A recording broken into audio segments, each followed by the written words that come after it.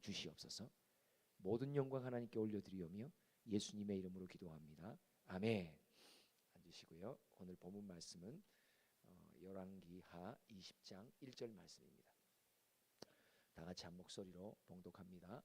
그때에 히스기야가 병들어 죽게 되매 아모스의 아들 선지자 이사야가 그에게 나와서 그에게 이르되 여호와의 말씀이 너는 집을 정리하라 네가 죽고 살지 못하리라 하셨느니라. 아멘. 여러분 잘 아시는 대로 유다 왕 가운데 히스기야는 참 훌륭한 왕이었죠. 그 아버지 아하스가 별 우상을 다 섬겼지만 그 모든 우상들을 다 깨끗이 청소하고 무너진 예배를 회복시키고 또 유월절 예배를 드릴 때에 이미 북이스라엘이 멸망당했지만 그 북이스라엘에 멸망당한 남은 지파들 사람들을 초청해서 같이 12지파가 함께 여호와 앞에 유월절 예배를 드리는 그런 참 귀한 어떤 비전을 가진 또 하나님 앞에 칭찬받는 왕이었어요. 근데 이 왕에게 하나님께서 죽을 병을 주세요. 서로에게 인사하세요. 아무나에게 고난을 주지 않으십니다. 예, 여러분 고난이라는 것은 하나님이 주시는 시련은 아무나에게 주지 않으십니다. 그러니까 서로 자랑스럽게 나니까 받는 겁니다. 이렇게 이야기하세요. 한번 해보세요. 나니까 받는 겁니다. 예. 근데 이럴 때 할 때는 이 죽상이 돼야 돼요. 왜냐 많이 맞고 있으니까 이 시련 속에 있기 때문에 죽상이면서도 또 이렇게 그나마 이렇게 이게 표정을 밝게 하면 나니까 받고 있는 겁니다. 이렇게 말씀하셔야 돼요. 절대 하나님의 고난은 아무나에게 주지 않으십니다. 왜? 고난을 주시는 하나님은 무언가 하나님이 이루시고자 하는 계획이 있기 때문에 주시기 때문이에요. 그래서 여러 이스라엘의 유다의 왕들이 있지만 유독이 한 왕을 택하십니다. 근데 그 왕의 이름이 히스기야입니다. 근데 히스기야가 그렇게 하나님께 칭찬받는 이력서가 대단함에도 불구하고 오히려 그렇기에 하나님은 그를 신뢰하여 죽을 병이라고 하는 어마어마한 사건을 인생 중에 내리십니다. 2절과 3절 그의 기도를 한번 봅시다. 시작. 히스기야가 낯을 벽으로 향하고 여호와께 기도하여 이르되 여호와여 구하오니 내가 진실과 전심으로 주 앞에 행하며 주께서 보시기에 선하게 행한 것을 기억하옵소서 하고 히스기야가 심히 통곡하더라. 요거 그대로 띄워주세요.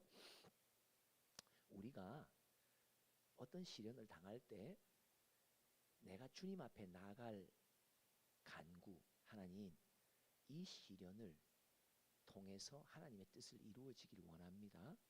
또 하나님 저를 긍휼히 여겨주세요라고 우리가 주님 앞에 부르짖어야 될 상황이 오잖아요. 이럴 때 중요한 게 뭐냐면 내가 걸어온 걸음 속에 하나님이 기억할 만한 게 있어야 돼요. 절대 맨입으로 되는 게 아니에요. 응답은요. 여러분 지금 이 예배의 단을 여러분들이 나중에 가정적으로 개인적으로 어려움을 당할 때 여러분들이 뭐라고 하나님 앞에 카드를 내밀 수 있냐. 하나님 저는요 일주일 내내 강단에서 수고하고 금요일 날이면요 저는 엄청 피곤했어요. 근데 그 피곤하고 지친 몸을 이끌고 저는 새벽 제단을 쌓았어요. 무언가 하나님이 기억할 만한 무언가를 내가 갖고 있다는 것은 마지막에 큰 어려움이 당할 때 주님 앞에 내놓을 수 있는 하나의 비장의 카드가 돼요.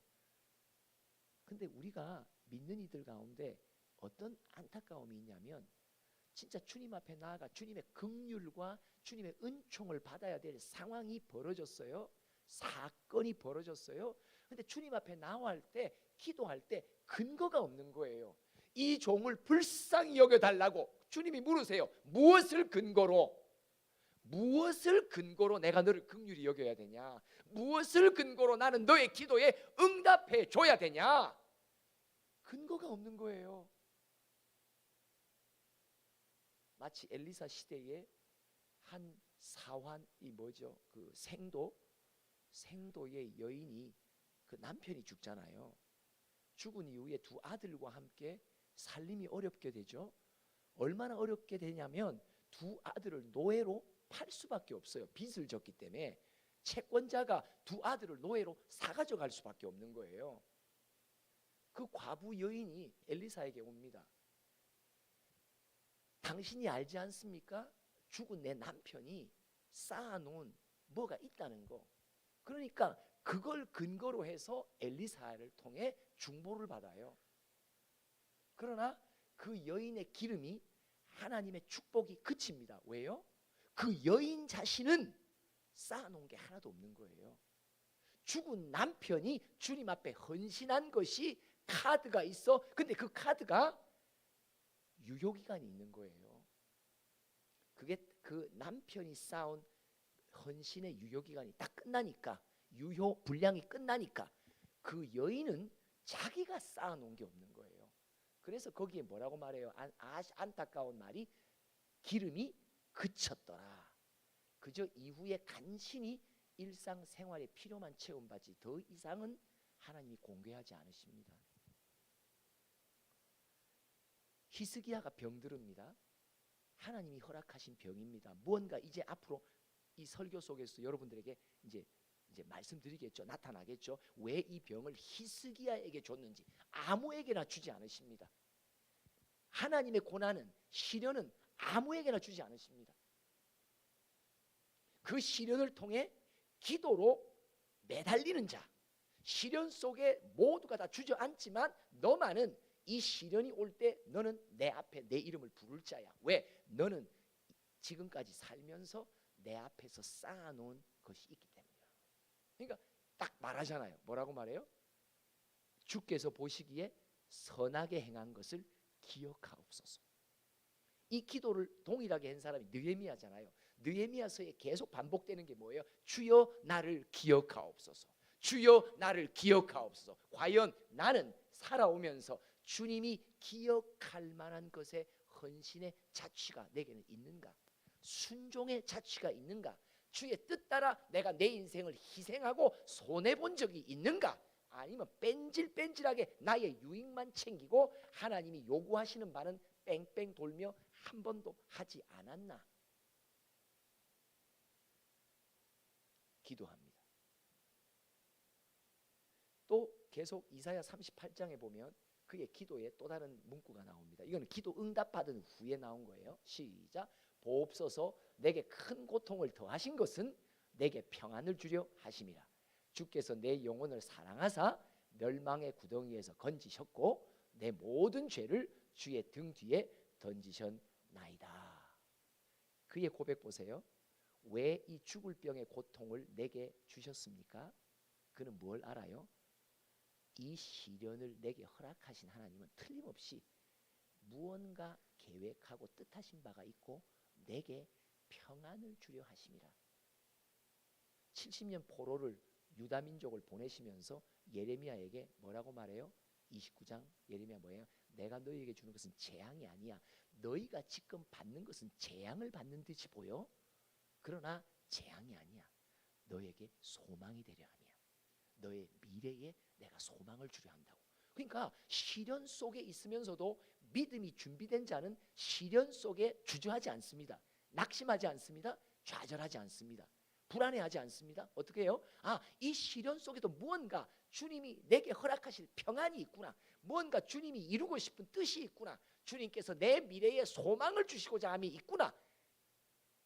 여러분, 왜 평소에 헌신의 이 포인트를 쌓아놔야 되냐면요, 이 시련 때의 기도의 내용이 달라진다니까요. 어려움 속의 기도의 내용이 달라져요.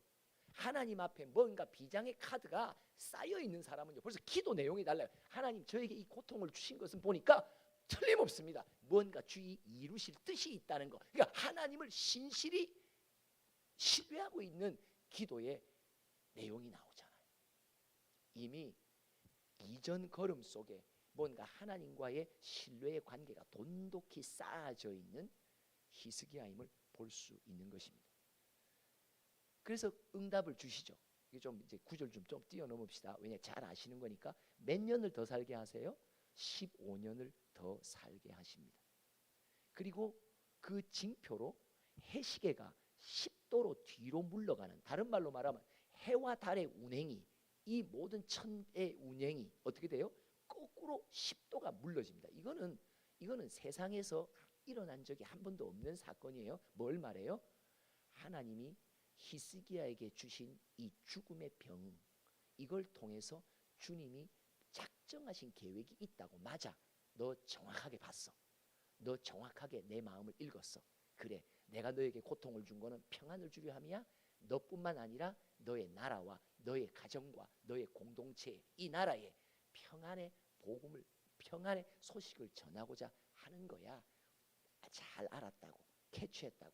그러면서 하나님의 작정하신 계획대로 징표를 보이는데, 이거는 세상 인류 역사 딱 한 번 일어나는 징표를 보입니다. 뭘 말해요?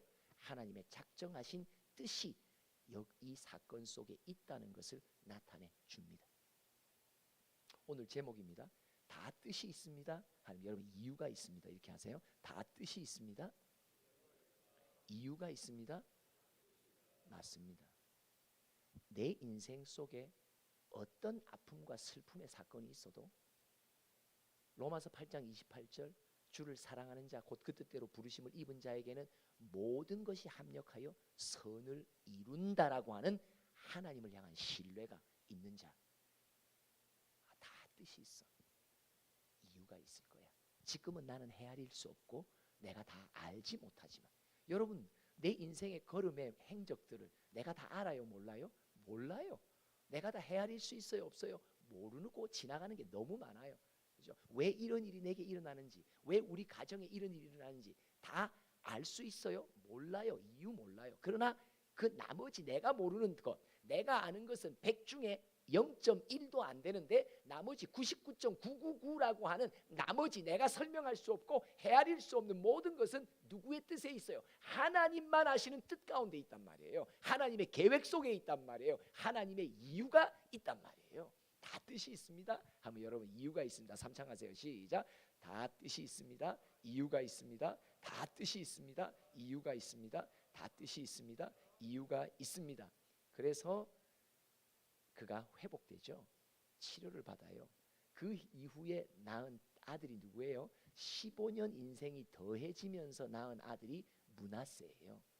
이 므낫세가 유다 왕 가운데 가장 악한 왕으로 기록되죠.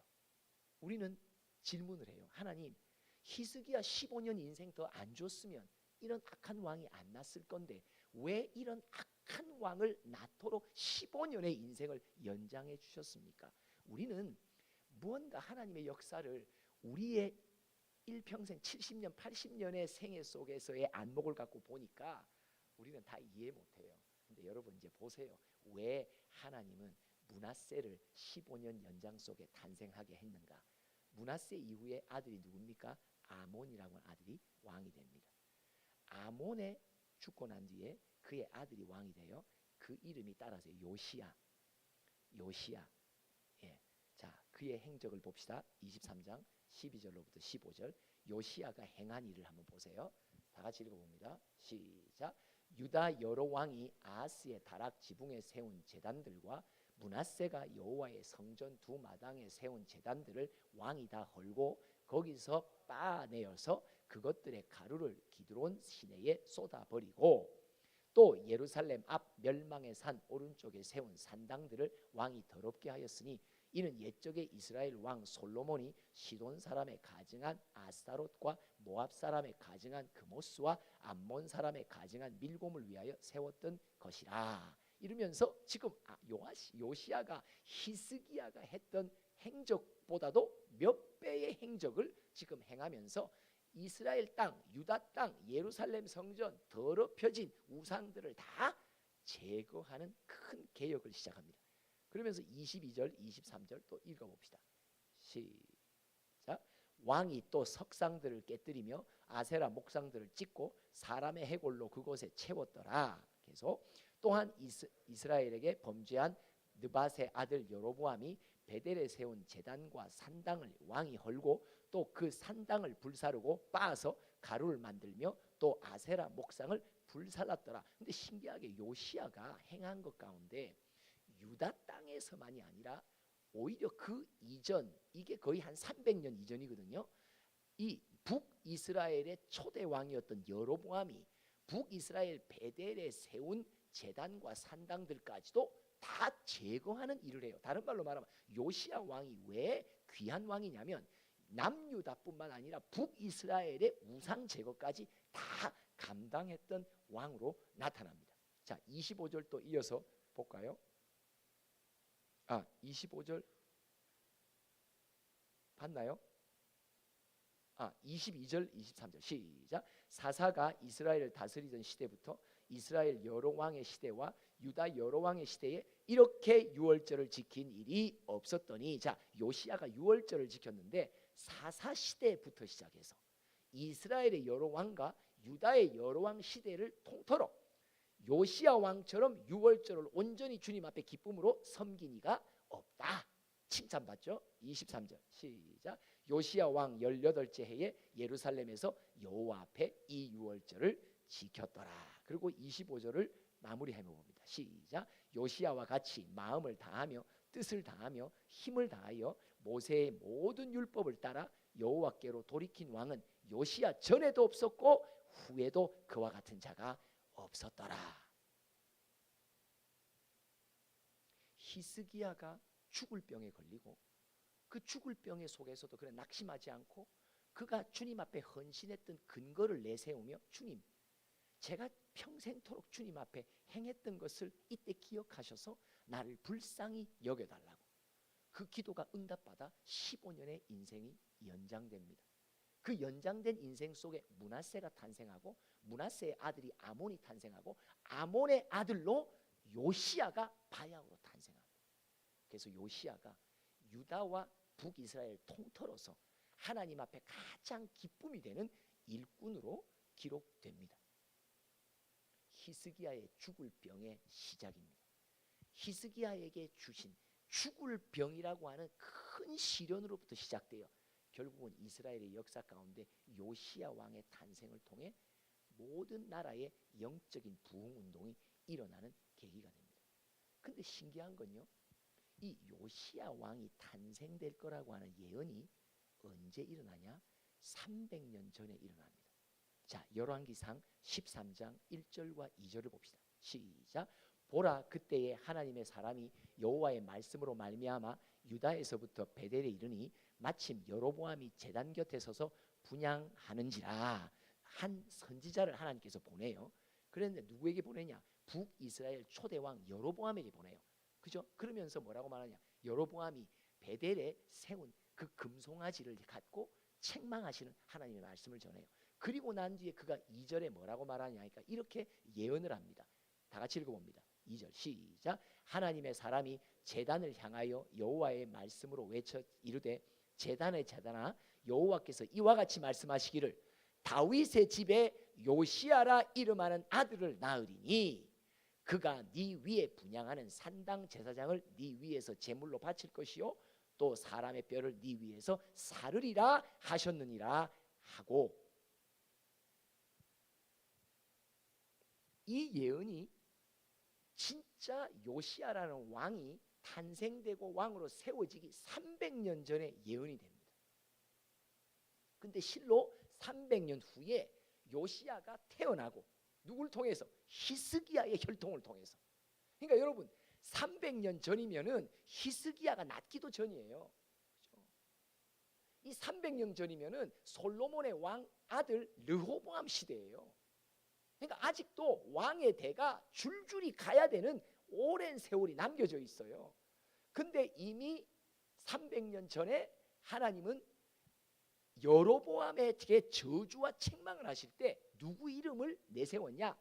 다윗의 자손 가운데 요시야라는 왕이 나타날 거야. 그 왕을 통해서 네가 저지른 모든 우상들의 제잔들을 다 내가 빠서 다 씻어버릴 거라고. 와, 여러분, 하나님이 예언하신 요시야의 탄생은 누군가를 통해서는 탄생돼야 되는데 그 누군가의 통로를 누구를 주님께서 선택하셨습니까? 히스기야를 선택하셨단 말이에요. 근데 어떤 방식으로 선택합니까? 죽을 병을 통해서 선택하시는 거예요. 신기하죠. 그리고 그로 하여금 기도하고 매달리게 하시고 응답을 통해서 15년의 인생을 연장시키는 중에 요시야의 할아버지 므낫세가 탄생하는 거예요. 그리고 요시야가 300년 전의 예언대로 요시야는 왕이 되고 왕의 자리에 있을 때 31년인가 있었거든요. 근데 이때 그는 그 모든 예언을 다 이루는 놀라운 일들을 하나님께서 하게 하십니다. 히스기야의 짧은 인생 속에서는, 히스기야의 안목 속에서는 왜 나는 주님 앞에 신실히 살았는데 왜 내게 이런 고통을 주실까? 그러나 그는 여전히 신뢰의 끈을 놓지 않습니다. 내게 이 고통을 더하시면 내게 평안을 주시려고 하심이 분명합니다. 주의 뜻이 있을 것입니다. 이유가 있을 것입니다. 내 짧은 인생의 안목 속에서는 이게 도대체 무슨 뜻인가? 여러분, 히스기야가 요시야까지 살아 있었다면 뭘 할 거예요? 주님을 찬양했을 거예요. 와, 그때 죽을 병에 걸리게 하시고 나로 하여금 기도의 분량을 채우게 하시고 15년의 인생을 연장시키면서 므낫세라고 하는 아들을 낳으면서 그 아들의 통치 속에 내가 얼마나 마음 아픈 행적들을 많이 남겼지만 결국 그 손자를 통해서 요시야를 통해서 하나님의 300년 전에 하시고자 하고 싶은 하나님의 계획을 이루는 일에 나의 죽을 병의 고통이 쓰임받았구나, 이걸 깨닫게 된단 말이에요.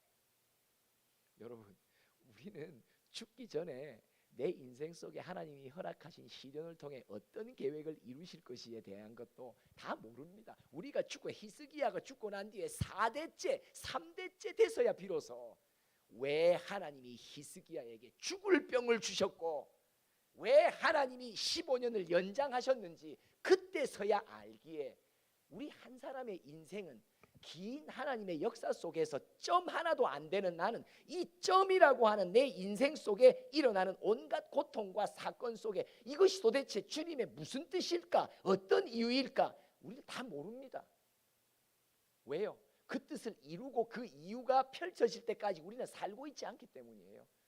그러나 하늘나라에서 히스기야는 깨달았을 거예요. 박수 쳤을 거예요. 하나님께 영광과 찬양을 올렸을 거예요. 와, 내가 그때 죽을 병에 심한 고통 가운데 주님이 영이 나로 하여금 계속 매달리게 하시고 그곳에서도 낙심하지 않고 주님의 앞에 나아가게 하시더니 그래, 요시야라고 하는 300년 전에 주님의 예언을 이루시기 위해 내게 시작하신 사역이 죽을 병이었구나. 다 뜻이 있습니다. 이유가 있는 것입니다. 근데 여러분, 여기서 끝나지 않습니다. 요시야가 생애 동안 일으켰던 부흥 기간 동안에 누가 태어나는지 아세요? 다니엘이 태어나요. 다니엘이 10대 초반까지 요시야의 부흥 운동 속에 길러집니다. 그리고 그가 10대 후반 중후반에 사로잡혀 갑니다. 요시야 왕 이후에 요시야가 죽은 이후에 4년 만에 유다가 멸망하거든요. 끝자락에 있어요. 4년 만에 멸망해서 제일 먼저 잡혀간 1차 포로 안에 누가 있어요? 다니엘이 있어요. 다니엘이 포로로 잡혀간 게 15세에서 17세 수정이에요. 그러면 4년 전이면 요시야가 그가 10살, 11살 될 때까지 그 어린 나이에 요시야에 의해서 일으켰던 성령의 부흥의 운동 속에 그 어린아이가 준비되었기에 그는 느부갓네살 왕에 의해서 바벨론에 잡혀가도 1장 8절 아예 처음서부터 뜻을 정하여 자기의 심령을 왕의 진미로 더럽히지 않기로 결단하는 주님이 세우시고 지정하신 선택된 일꾼으로 딱 파견돼 갑니다. 요시야의 부흥 운동을 통해 다니엘이 준비됩니다. 준비된 다니엘은 포로 70년이 차고 난 뒤에 스룹바벨과 함께 예루살렘 재건을 위해 돌아올 때 고레스 원년. 자, 우리 다니엘서 1장 21절 볼까요? 다 같이 읽어봅니다. 시작. 다니엘은 고레스 왕 원년까지 있느니라. 여러분, 숨은 하나님의 일꾼입니다.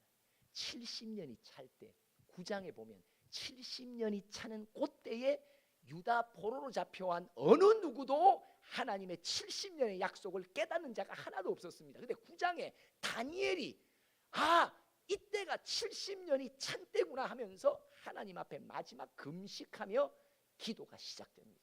그 마지막 중보를 통해서 하나님은 스룹바벨과 함께 첫 번째 귀한 자들을 예루살렘에 보내셔서 예루살렘 성전을 재건축하는 일을 합니다.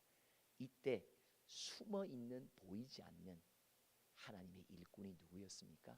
다니엘이었습니다. 근데 이 다니엘이 어린 시절 누구의 영향을 받아요? 요시야의 영향을 받습니다. 시작은 히스기야에게 죽을 병의 고통으로부터 시작합니다. 여러분, 우리가 당면하고 있고 하나님께서 허락하신 시련 속에는 뭔가 주님이 하늘의 뜻을 이 땅에 이루시고자 하는 아주 오묘한 무언가가 있습니다. 절대 의미 없는 고통은 주지 않으십니다. 의미 없는 시련을 주지 않습니다. 여러분들의 인생 가운데, 우리의 학교와 여러분들의 가정과 교회 가운데 어떤 시련이 있습니까? 반드시 그거는 내 일생 동안에 다 깨달아 알지 못하고 다 이루어지지 않는 세대의 그 다음에 이어져서 무언가 하나님께서 하늘의 뜻을 이루고 계획을 성취하는 일에 반드시 밑거름으로 사용된다는 사실을 여러분들 꼭 기억하시고, 오늘의 나의 고통, 오늘의 나의 시련을 믿음으로 이겨낼 수 있는 귀한 주인공들 되시기를 간절히 축원합니다. 아멘. 기도합시다. 하나님 아버지, 왜 내게 이런 고난을 주시고 역경을 주시냐고 참 많이 불평 원망했던 입술, 히스기야의 본 앞에서 많이 부끄럽습니다. 죽을 병의 고통 속에서도 그는 여호와의 신뢰함을 놓치지 않았고, 평상시 여호와 앞에 신뢰의 단을 쌓았고 헌신했던 그 포인트가 역시 재앙 속에서도 소망을 갖고, 이것은 반드시 내게 평안을 주시려는 하나님의 계획이 있다고 믿음을 갖고 간구했던 히스기야. 하나님, 오늘도 그 믿음의 본을 우리 모두가 받기를 소원합니다. 내 인생 동안 왜 이 고난 속에 주님이 무엇을 이루실지 다 알지 못하고 보지 못한다 하더라도 이 고난의 역경 속에서 내가 믿음의 간구자가 되며 믿음의 기도자가 될 수 있도록 우리 모두를 축복하여 주시옵소서. 예수님의 이름으로 기도합니다. 아멘.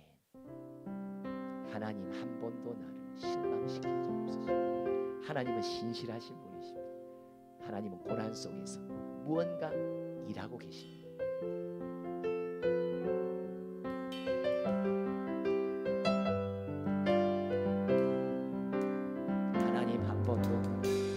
하나님 한 번도 나를 실망시킨 적 없으시고 언제나 공평과 은혜로 나를 지키셨네. 오 신실하신 주, 오 신실하신 주, 내 너를 떠나지도 않으리라, 내 너를 버리지도 않으리라. 약속하셨던 주님, 그 약속을 지키사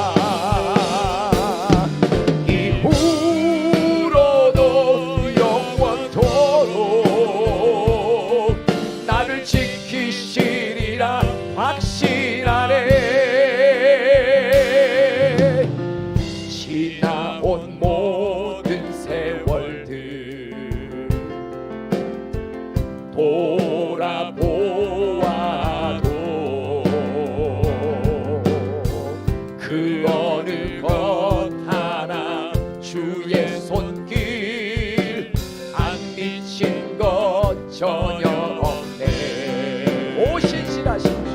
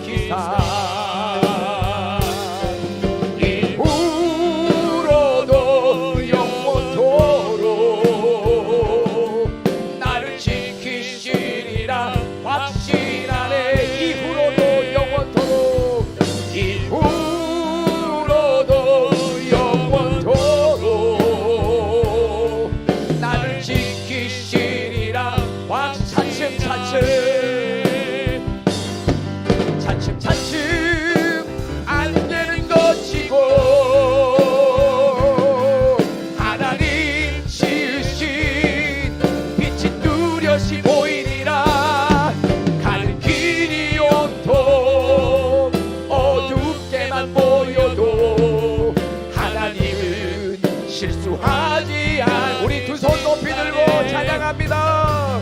차츰 안개는 걷히고